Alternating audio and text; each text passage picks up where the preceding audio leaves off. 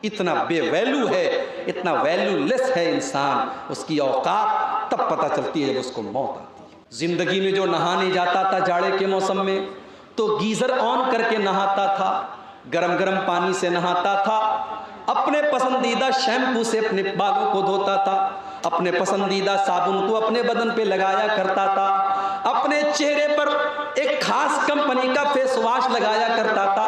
आज इतना बेबस और कमजोर हो चुका है, आज मर चुका है और आज वो ये भी नहीं कह सकता कि है मुझे नहलाने वाले, मैं तो गर्म पानी से नहाया करता था, तो मुझे ठंडे पानी से क्यों नहला रहा है? मैं तो डब साबुन से नहाया करता था, तू तो साबुन भी नहीं इस्तेमाल कर रहा है। मैं तो फला कंपनी का शैम्पू लगाया करता था, तू मुझे वो शैम्पू क्यों नहीं लगा रहा है? आज इतना बेबस है, इतना कमजोर है, आज दूसरे लोग उसको नहला रहे हैं, उसके बदन से कपड़े उतार रहे हैं, उसको नंगा करके उसको नहला रहे हैं।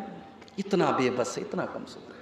उसके पेट में कोई गंदगी है तो गुस्ल करने वाला उसके पेट को दबा करके उसके पेट की गंदगी को निकाल रहा है। मेरे प्यारे साथियों, जरा सोचो, वो दिन हमें और आपको भी देखना है। हमें और आपको भी हमारे मरने के बाद गुस्ल दिया जाएगा, हमारे मरने के बाद हमको कफनाया जाएगा और उस कफन के कपड़े के अंदर कोई जेब भी नहीं है, कोई पॉकेट भी नहीं है। दुनिया में इंसान अपनी पॉकेट का बड़ा ख्याल रखता था, अपने पैसे का बड़ा ख्याल करता था, अपने पर्स में अपना एटीएम कार्ड लेकर के चला करता था, अपने मोबाइल में यूपीआई लेकर के चला करता था।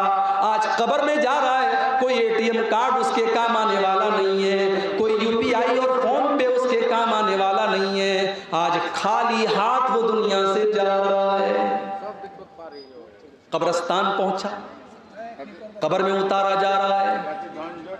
बेटों ने भी मिट्टी दे करके हाथ झाड़ दिया, घर वालों ने भी, भाइयों ने भी मिट्टी दे करके हाथ झाड़ दिया। गोया के सबने हाथ झाड़ करके ये पैगाम दे दिया कि हम यहाँ तक तो आपके काम आ गए, अब आगे आप जाने और आपके आमाल जाने। इसीलिए अल्लाह के प्यारे नबी फरमाते हैं, यतबउल मय्यित सलासतुन, जब इंसान का इंतकाल होता है तो तीन चीजें उसके साथ होती हैं, मालुहु व अहलुहु व अमलुहु। एक तो उसका माल होता है, एक उसके घर वाले होते हैं और एक उसका अमल होता है। अल्लाह के नबी फरमाते हैं कि माल तो मरते ही दूसरों का हो जाता है।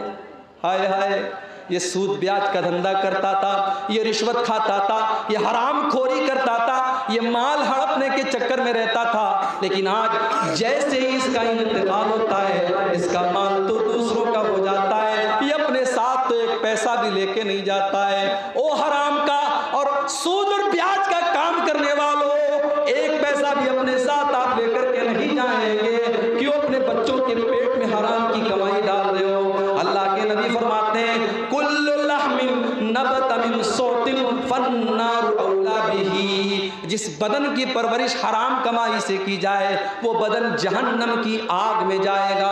मुझे मालूम है कटिहार और सीमांचल के इलाकों में आज बंधन लोन के नाम से लोन की स्कीम चलाई जा रही है, औरतों के नाम से लोन लिया जा रहा है और एक बड़ी तादाद में मुसलमान आज लोन ले रहा है और सूद और ब्याज के ऊपर कर्जे ले रहा है। मेरे प्यारे भाइयों, ये हराम की कमाई आप अपने घर में ला करके अपने बच्चों की आखिरत के ऊपर बात कर रहे हो। अल्लाह के नबी फरमाते हैं, माल तो मरते ही उसका साथ छोड़ देता है, घर वाले उसके कफन दफन तक उसका साथ देते हैं, उसको नहलाते हैं, उसको कफनाते हैं, उसके तजहीज़ और तकफीन तक उसका साथ देते हैं, उसको कब्र में दफनाने तक उसका साथ देते हैं। लेकिन जब कब्र में चला आया, जब कब्र का सन्नाटा और कब्र की तारीकी में पहुंच गया तो